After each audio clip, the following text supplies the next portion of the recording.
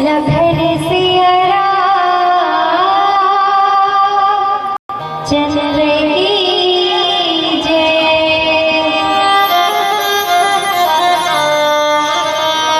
मुख मुरली बजाए,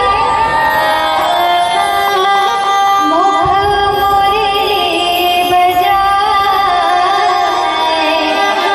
छोटे से श्याम कन्हैया। मुख मुरली बजाए, मुख मुरली बजाए, छोटे से श्याम कन्हैया।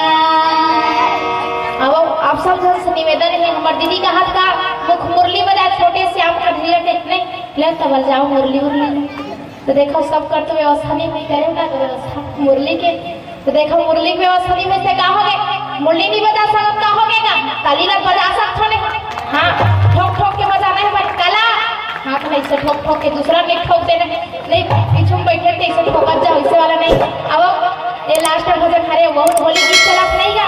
अब होली कब आने वाला है, बाद में काबर मनाऊं, अभी रामायण वाली में संग मना लो बने। तब भजन के साथ साथ ताली से बदबू 1 2 3 4।